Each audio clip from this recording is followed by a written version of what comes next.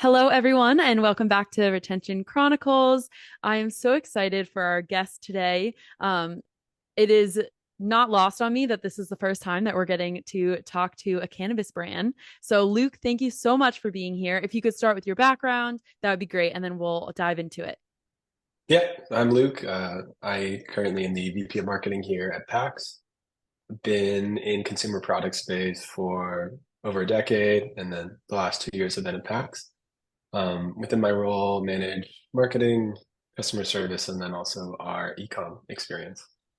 So, not a lot going on at the moment, sounds like. Yeah, exactly. Yeah, just a couple of hats you get to wear. Yeah. That's I get great. to So, see the customer journey, especially yes, online. yeah. Obviously, in cannabis, so much of the business is done in dispensaries and head shops and vape shops. But this you still people are still on their phones, etc. Yes, yeah. I mean, that's great for us because we're all about customer experience, retention, e-commerce, all that good stuff. But we do talk to a large chunk of brands who also have a lot of sales in their retail storefronts. Okay, so 2 years at PAX. I just had my 2 year anniversary at Malomo. So did you start in June as well at PAX? I started in September, so maybe I'm a couple months Okay, behind you. yeah. It's I guess the I time wanted to flies when you're see if we having had equal fun, of dates. Yeah. course. Yes. Oh, that's so fun. Okay. Can you tell us a little bit more about PAX, just in case our listeners aren't familiar with the brand? Yeah, so PAX is a cannabis company. We've been in the space for close to over a decade now. I think first coming to market with award-winning line of devices, so dry vaporizers, concentrate vaporizers, dual-use vaporizers, and then within the last couple of years have started. There's a closed loop system of pods and oil extract pods and vape pens that we make, all proprietary, patented, similarly award-winning. And so, through that is why we are able to be in both, kind of head shops, smoke shops, vape shops, and dispensaries. Mm. We our mission is to create exceptional cannabis experiences that enhance people's lives. And I think what's been exciting in my time here is that we've really leaned into that identity.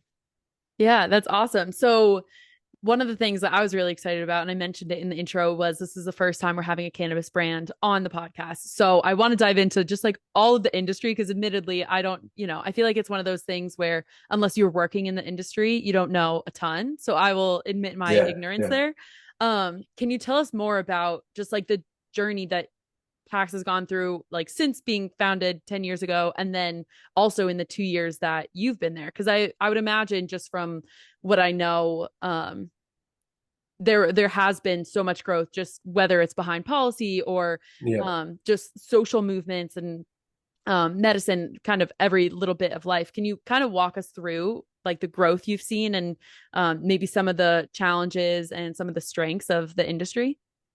Yeah. So at a high level, cannabis is still a Schedule One narcotic. And so like at a federal level, it's still illegal. And that has carry-on effects in terms of banking, financing. It's the reason why when you purchase cannabis products, you have to do so with like a cash or debit kind of transaction.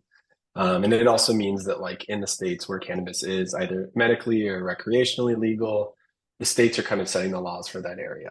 And so Mm-hmm. it's like you'll notice when you go from state to state, there are different rules and regulations that stipulate how many stores there are, and effectively control how many brands there are, distributors, what kind of taxes you pay as a business, as a consumer, etc.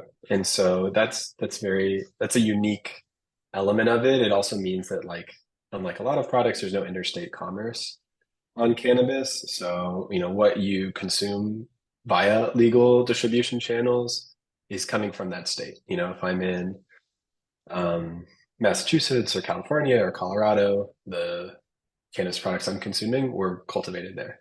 Mm. Um, so that it's a and I think we're still in a place where cannabis is stigmatized relative to other goods and products, even relative to newer things like crypto.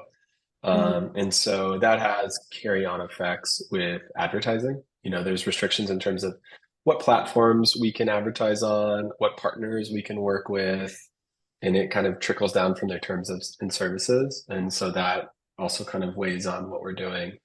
And then I think, from a policy perspective, there are still people who are incarcerated because of cannabis. So there is this juxtaposition between kind of startups and businesses that are entering into the market now and people who were kind of the original entrepreneurs from the legacy market who are still potentially wrongfully incarcerated or locked up for doing things that we are now doing in open Mm. sight.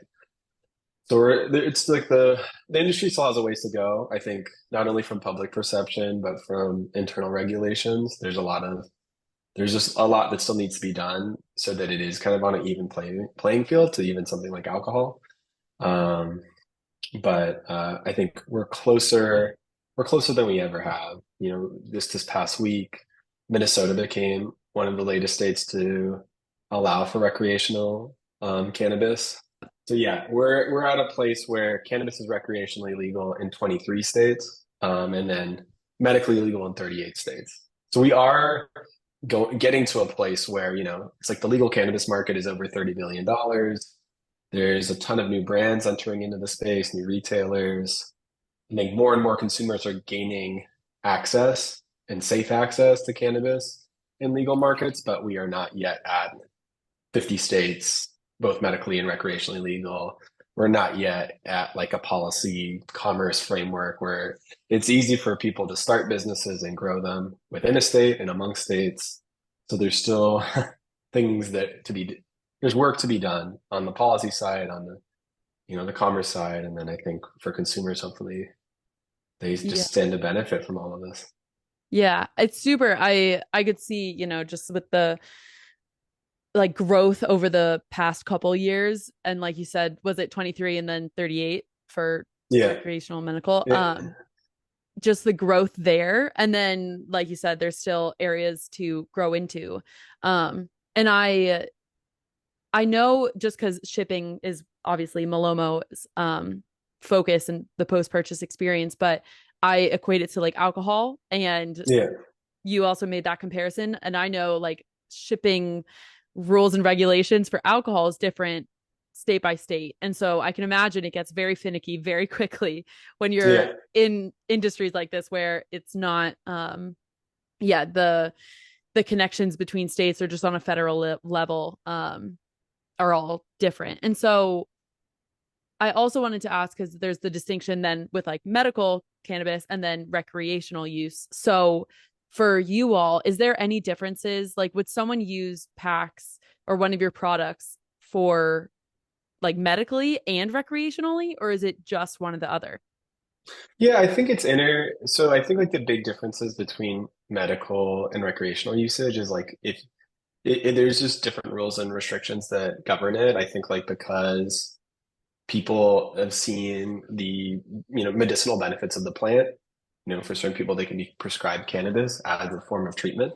And so it's like the rules around like how much you can carry or where and how you can buy the products can be different. And so but in terms of how people use cannabis, I'd say like using cannabis to medicate or using cannabis in different kind of environments for different reasons, you can still use the packs to do both. I think like the PAX line of devices are known for kind of their discretion. And then from a kind of a general like purity safety perspective, it's heat, not burn. So it's like it Mm. will raise the temperature of your oil extract or flour or concentrate to a level where it'll create vapor, but it won't light it on fire. So there's none of the combustion byproducts or kind of harmful substances that you potentially could inhale. So in that regard, it's good for both regular consumers and also medical consumers. Okay, I'm glad you brought up that distinction with the heat and no Yeah. burn because Yeah. that makes a lot of sense. And also I think it's just fascinating that the branding you also mentioned that it's like discretion is maybe what Yeah. some of the your consumers are aiming for. And thank you for that background. Honestly, I feel like that was a quick 10-minute synopsis of the industry that I know is way more complicated than that. But I wanted to dive into perhaps more of the fun initiatives you all are working on the marketing side, and dive into some of that customer experience retention that you are focusing on at PAX. So, can you tell us what are some of the fun things that you're working on? I'm always curious to hear. You brought up like there's only certain platforms that you can run ads on, or Yeah. certain ways that you can showcase PAX products. So, can you kind of dive into that aspect of the business a little bit more? Yeah, I mean, I think like a big focus for us, which has been very interesting, has been, launching our first cannabis products.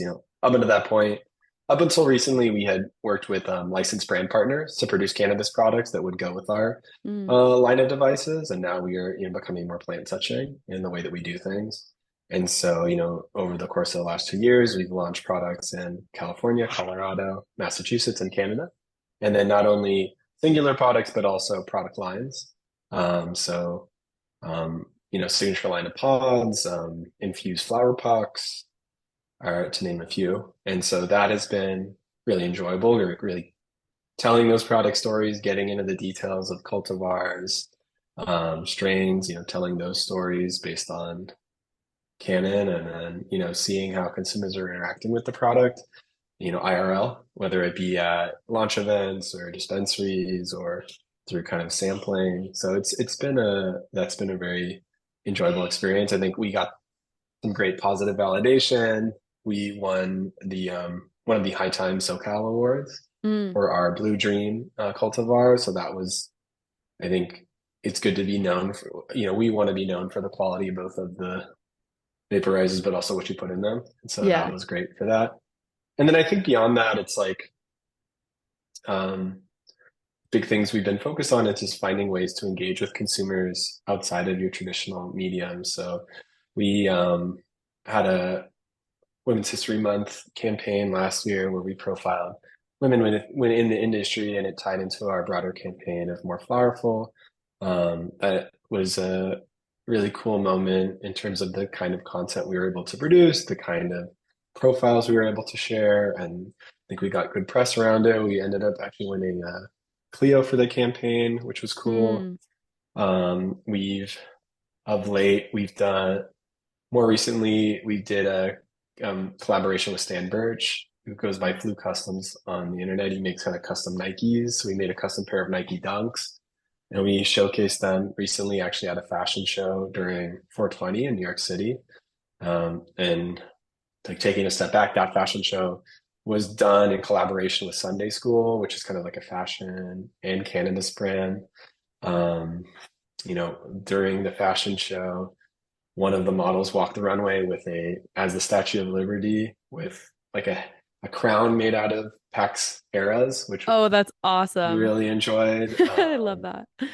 Yeah, we got coverage in Vogue and a variety of other publications. So I think, where we like moments that are both endemic, very much within the space, but also can have crossover appeal and can get, people interested outside of the industry. Um, Similarly, we've been fortunate to work with a number of music artists like Tori Moore and Muna. In the past, The Weeknd, Thievery Corporation, Jenny Lewis, etc., to kind of because cannabis lives at the intersection of art and music, and technology, and so being able to kind of show how it fits within people's lives by way of something as simple as a music video inclusion, but also Hmm. in other like the content that can originate from that, like behind the scenes or posts. So that's kind of been what our focus has been. And then outside of it, more tactically, it's like we noticed that our people use our products in a variety of circumstances. And so we've been focused on developing more smoking and utility related accessories for like grinding your cannabis or prepping it or storing it or traveling with it. Because we know that, for a lot of people, this is just a part of their life. There's a lot of, functional stoners in this world. And so we are trying to kind of support them, knowing that like not everybody who's using cannabis is partying, and not everybody who's using cannabis is by themselves. There's kind of a pretty wide spectrum between the two, Hmm. and Yeah. the profile of a cannabis user is very different. Like while people can use, people tend to use multiple products, multiple form factors in multiple circumstances, and so it's like we want to be a part of that kind of daily experience. Hmm. Yeah. Yeah. I love the way you summarized all of that. And I think there's so much truth to, I feel like one of the things in e-commerce or just in general in with business and especially marketing is you're trying to nail down that like ICP, right? Like Yeah. who is how can we generalize such a, all these different individuals that we serve, and it's a very hard task at hand to do. But I love that you brought it up that everyone can have their own usage or their own, the way that they use PAX, the way that it manifests in their life and their cannabis use is unique to each person. Yeah. And I also think I don't hear it often on this podcast where you're trying to meet customers outside of your typical, marketing initiatives. Like I think sometimes we've had brands that have collaborations, but a lot of the times it's like directly in their industry or something very similar, like where the two products go hand in hand together or like a retail launch. So I think it's really cool. Like I love what you said about the intersectionality between, was it art, music, and technology with Yeah, cannabis? I mean, cannabis. Yeah, cannabis is a part of a lot of people's day, and it's like, some people use it to get focused, some people use it to relax and unwind. Um, Other people, use it for energy, and it's just like more. It can be more uplifting, euphoric, and I think we're very interested in those moments, and it's like, how do we capture them? How do we um, showcase them? Because I think that there's the types of profiles and personas. I think it goes back to like the way that the product has been stigmatized for so many years. And it's like, Mm-hmm. how do you counterbalance that without seeming corny? Yeah. Very fine line to draw or to try and make. Um, Yeah. and I think too that's also part of, I imagine, like the clout, or I hate using that word, but it's just descriptive. The doors that a collaboration with all these different artists or all these different names would help destigmatize how others who maybe don't use cannabis are looking at the industry, and help maybe propel some of those motions and add to the momentum of those motions moving forward. And I know I also saw, and I think you mentioned that you all have like pop-ups. And so is that the same thing with like distilleries, like trying out packs in distilleries, or is that a completely different Yeah, initiative? I mean, there's rules and regulations that govern it. I mean, I think there are ways you can give out samples and be discreet because we want people to try the real thing and experience the real thing. Um, So like the venues where that happens are maybe not always the same, but I think like product education is big. So it's like whether you're in a dispensary or at an event or at a space, like you want people to know the product story and know what makes it unique, ideally in as few words as possible. Right. And then you want them to be able to have a way of trying the product so that you can kind of back it up. Like Mm. when you read about a specific cultivar or strain, like you want to see like, oh, are like the flavors and the aromas the same? Or, if I say that, putting one of our devices up to 4 pedals is going to give you a ton of vapor, like a huge kind of big hit, you have to experience that to know that like kind of learn like how much vapor do I want Mm. in my product to be producing, and therefore what kind of experience I want to have. So it's like those are all kind of a part of what the brand is trying to do, because it's like, like we roughly know where people are shopping and where they're going, and you have a sense of what they're doing outside of it, but like we don't necessarily have the luxury of being able to interact with people in all places all the time. Yeah, yeah. And so do you happen to know, it's okay if you don't, but the breakdown between like where most of your customers are shopping? Like, is it mostly online? Is it mostly from distilleries? Do you have that breakdown? There's no you can't ship cannabis products. Mm-hmm. You can ship hemp derived products, but not cannabis ones. So for that reason, it's like any time somebody wants a cannabis product, they're going to go to a dispensary or, buy it from Mm. someone they know in the Yeah. legacy market.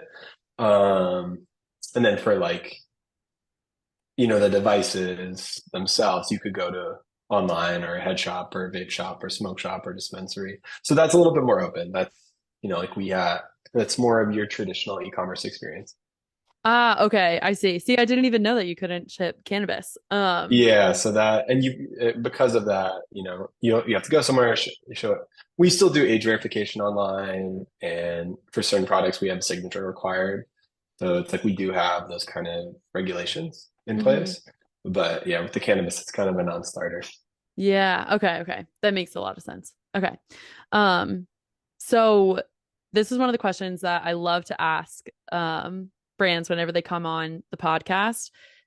What is like if someone comes and interacts with your brand, what message or what branding are you hoping to convey to them? Yeah, I mean, I think for us, it's consistent quality. Mm, It's an experience. Like when people see the PAX brand name, it's we've been in the business for more than a decade, so chances are people have experienced one iteration of our product, and I think like the common theme is very sleek design, very discreet, and very generally easy, easy use product that gives you what you ask for. There's no leaking or like the less kind of clogging issues, less just every day. It yeah. works every day. It works as Dependable. directed, and I think that is may not seem like a lot, but it really is. It's something that's very key to our brand identity, and you'd be surprised within the space, kind of what that is. And then I think we care about positive experiences. We know that like an experience is made of not only the context but the content. So Hmm. it's like Yeah. if we know that you're using if we know that you have all the good stuff, then we can kind of make the most out of your experience. I love that. Yeah. So by having the like I'm because I'm trying to think through, okay, if you're say you order online from PAX and you've like interacted in person from it, right? Like you've gone to a distillery, whatever. Yeah, And is there any type of like feedback form that you all are using, like surveys for online, yeah, or like at those pop-ups? Like how are you trying to, I guess my question is, how are you seeing like how it lands? Because it seems like you said, you've yeah. been in That the makes industry sense. for a while. Like I mean, I think how are you all like confirming? Yeah. one of the strongest proof points is always like sales, and Mm-hmm. then also returns. Like we have a very low Mm. return rate, so we know that people are liking our products when they get them, Yeah, that's always a both good thing to from have. like both from like wholesale distribution, but also from like direct sales. So I think Mm. that's useful. And then we also invest a lot in like surveys, focus groups, brand trackers, and then kind of collecting field information and directing it back to FAQ. I mean, sorry, it's back to HQ. So it's like when you have kind of a sales force and a field trade and field team that's out there, you can collect a lot of insights, and then we kind of go out of our way to collect more information, both first and third party, on top of that to kind of validate like as we're developing a product, there's work that goes into it. Once we launch a product, that there's work that goes into it, and then there's kind of evergreen work that goes into like who ensuring brand affinity, ensuring product affinity, etc. Yeah. Yeah. That's okay. That's helpful to know. And that's what I feel like most of the brands we've had come on that have both wholesale and direct sales, one of the caveats to being in wholesale or just retail in general is not having as much customer data as an e-commerce or D2C site would. Um, so it's always, I think that's why I'm surprised like there's not more pop-ups that brands are using, because I feel like that direct face-to-face interaction is where you can get a lot of that feedback from your consumers. So it makes sense Definitely. that you can Yeah, like share that it's with your team. and then you also get to see like what's the competition doing, like how are people moving through Mm-hmm. stores, what kind of questions are they asking? So it's a big part of what we do. Yeah, yeah, that makes sense. I'm gonna pivot just real quick and then we'll come back to the customer experience.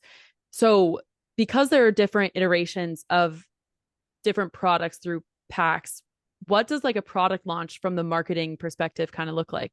Like, I feel like that's one of the maybe the most Yeah, exciting things that you could get to work on, because we talked about like yeah, collaborations, but the actual different products that you yeah. all are starting to release, what does that look like?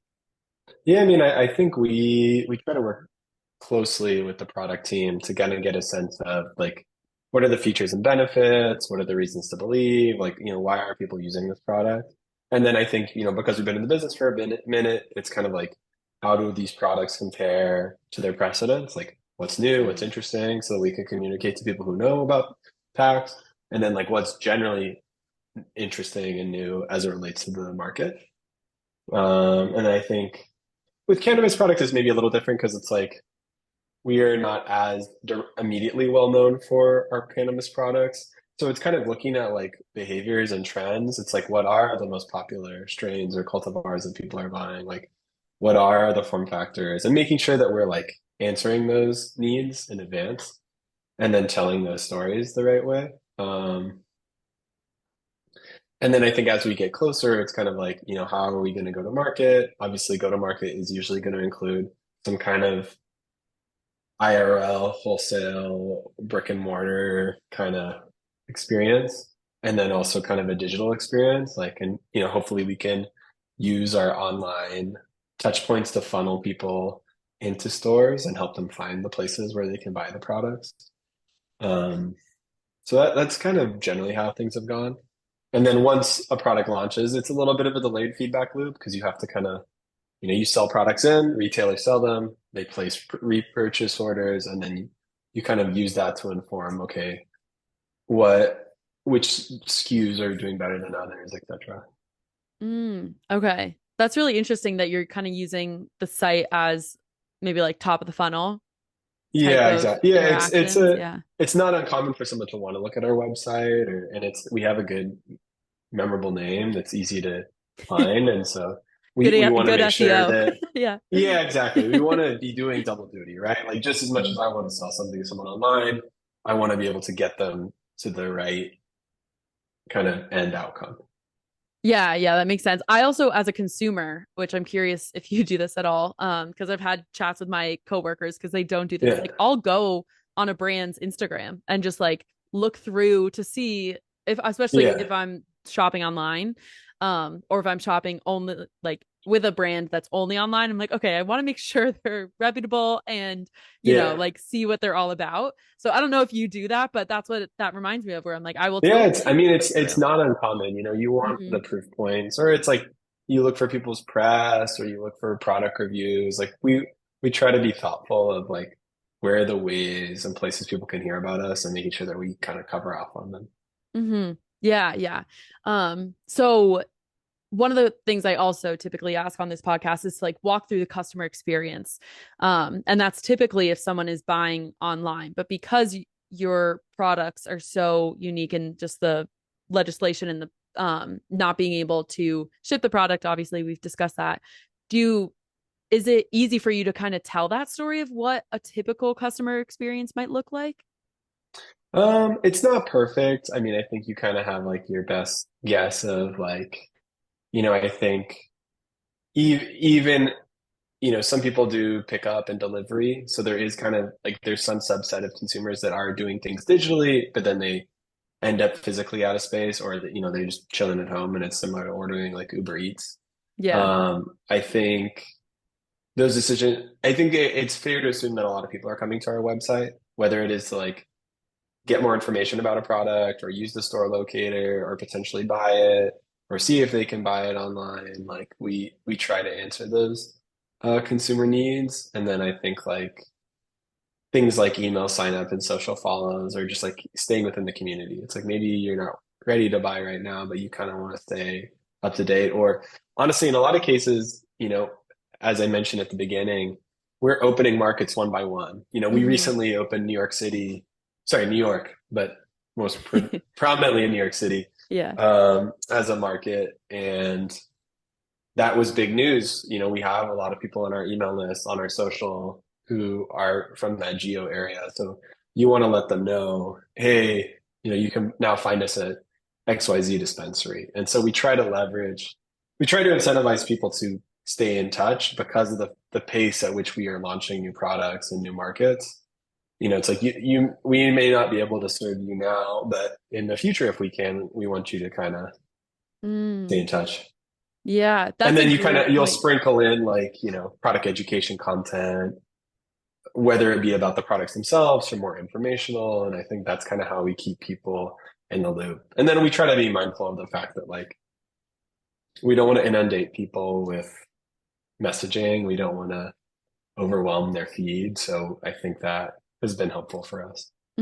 Yeah, I love the like I love using email lists or social to keep people updated. As you said, you're launching these new marketplaces. So I imagine like location must be a really important um data point for you all to capture with consumers because of just like I mean just the state by state um Yeah.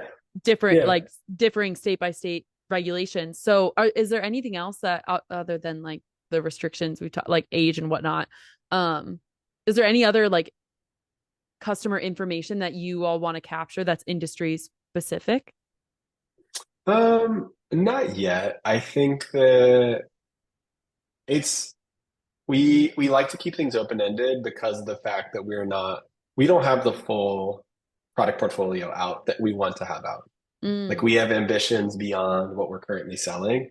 And so we don't want to limit people by saying like when they first come in to interact with us, like, oh, what are you interested in? Because I think, people talk, people change their consumption behaviors, they change their preferences, and it's like we try to like keep that open. And I think as we mm, get farther and farther down the line, potentially there's more legislative changes, potentially there's more like finality with our product portfolio. It'll be easier to kind of send someone down a specific path.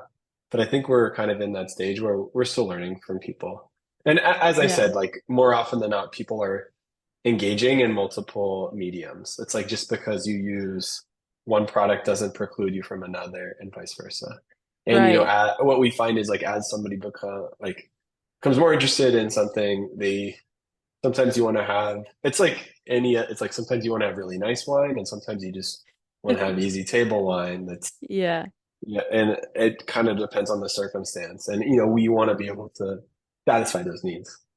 Yeah, that I love that point because I think a lot of the times we just all and it's like human nature. It's like we want the answers to everything. Like we just want Yeah. every customer to know everything about every customer, every person. Um, but I love the intentionality behind trying not to pigeonhole people into Yeah. different things just because Yeah. you want to try something else or you want to um from your perspective you want to be able to have customers that don't feel like okay you could only like this product, right? You want to have an array of products that hopefully someone would like. um Yeah. so I love that point. And it also emphasizes or underlines that there probably isn't a typical customer experience, not really that there ever is. Yeah. I mean, look, at the end of the day, if your product's not good, like everything is built on having a good product because like, Mhm. word of mouth, like I'm not going to tell my friends about something if I don't like it. The press is not going to cover something if they don't like it. It kind of like it starts with the product, like, and Mhm. especially in an environment like you go into a dispensary, the bud tenders they get a lot of times is the gatekeeper. So if the bud tender doesn't like your stuff, they're not recommending it. And so Right. obviously get having a good product and getting the product into people's hands, especially in those early days, is super important. And then you kind of build off of that. Yeah, yeah. It's the stepping stone I feel like you need. Yeah, um exactly. It's not like as straightforward. In a lot of cases, people aren't picking things off of shelves. Sometimes mhm. items are behind glass cases, sometimes they're stored Yeah. in a different location. Like you want people to come in, see a menu and ask for it, or go online, see a menu and choose it, add it to their cart, and then choose it for delivery or pickup. It's like there's some intentionality there, and you have to help foster that.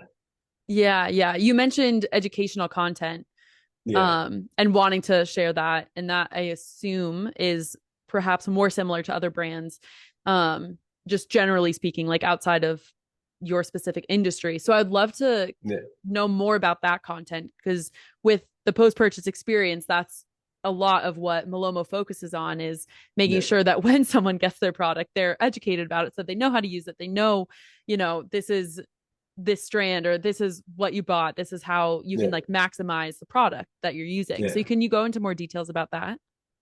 Yeah, yeah. I mean, I think for like the devices or vaporizers, use is very important, especially the ones where you are, grinding up flour or taking like solid waxy concentrate and putting it in there.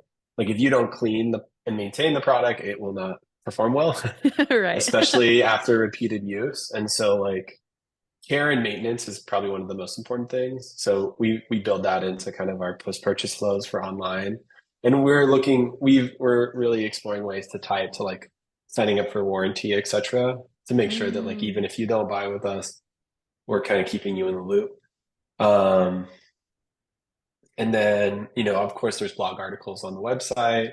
There's FAQ articles on the help site. And then we have a customer service team that can help you. So there's multiple touch points where you can learn how to use the products.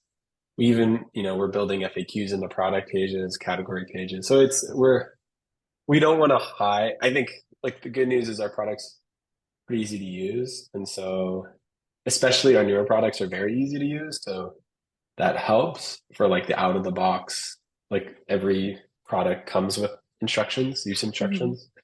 It's helpful So to those have. are pretty Yeah. straightforward, but even if you throw those away or throw the box away, like we got you covered.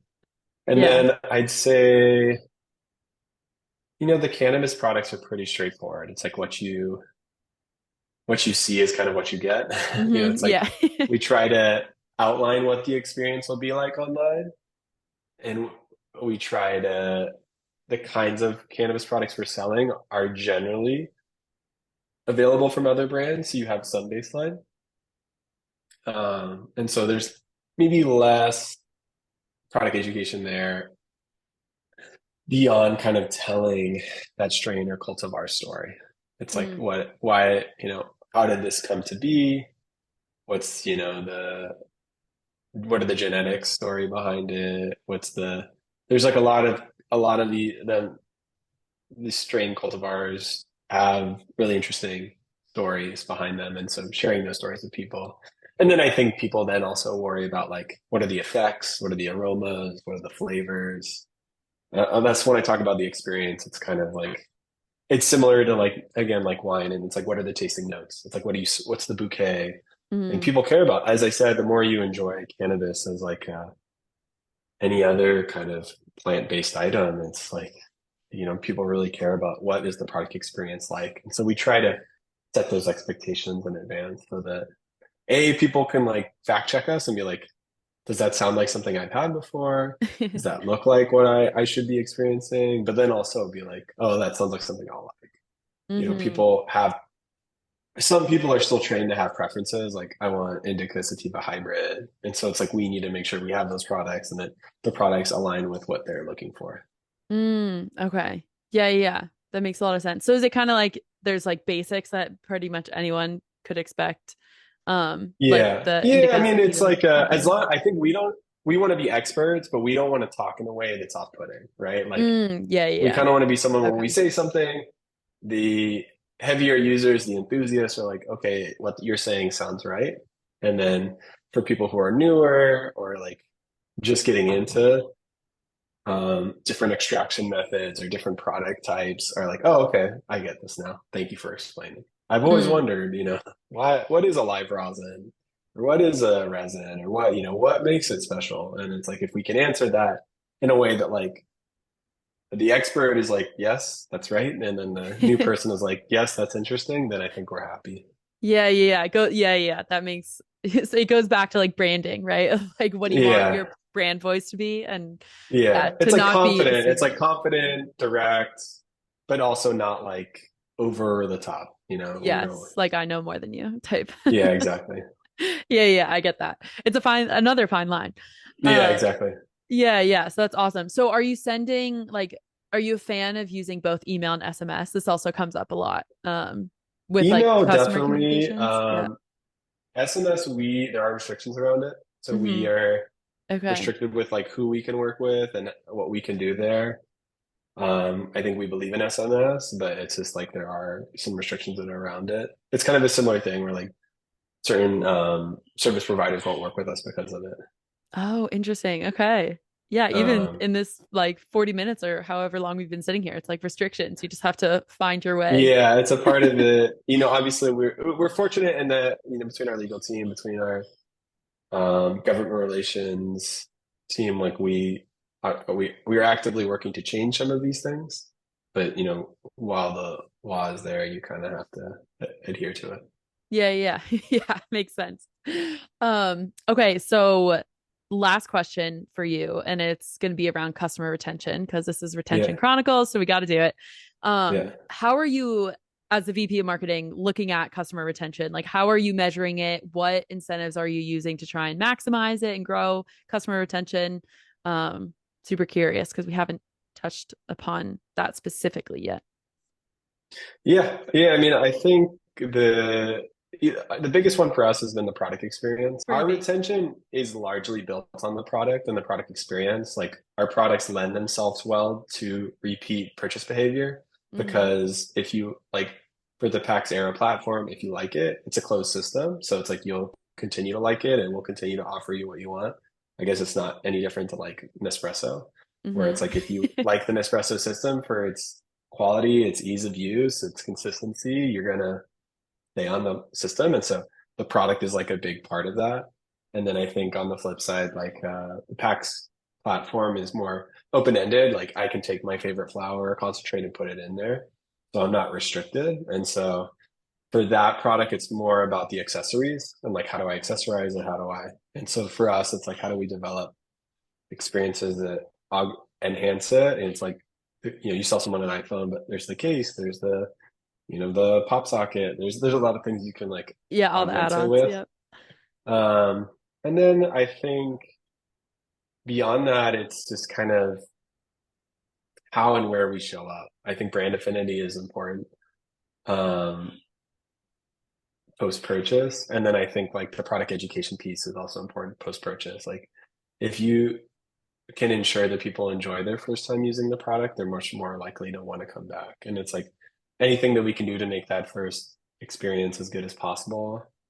Um, whether it be through email, site, social, training, education, etc. That's good. And then I think anything that we can do to make the brand stickier. It's like how do we create more branded moments following purchase so that if you see us at an event or if you see us on somebody, you want to like reach out. We've heard of people getting tattoos of brands that they love. Yep. We actually had an event recently where we were giving out tattoos, and some people got Oh, branded that's tattoos. awesome. Oh my And it's God, I like I love think that. there's levels to this, and I think we're always interested in like how do you build affinity? Because it's like if this is one of those things where it's like if you're trusted, the behavior is very different than otherwise. Yeah. And what a better way than to get a tattoo to say, Yeah, I enjoy this exactly. brand. Yeah. Yeah, exactly. Yeah. Yeah. I love that answer. And we haven't had anyone yet who has had a similar initiative that they were starting with offering free tattoos. So I love ending on that note. This has been great, Luke. Thank you so much for sharing your expertise and sharing about the industry. It's all super fascinating to me. So I know our listeners are really going to enjoy it. Great. Well, thank you for having me.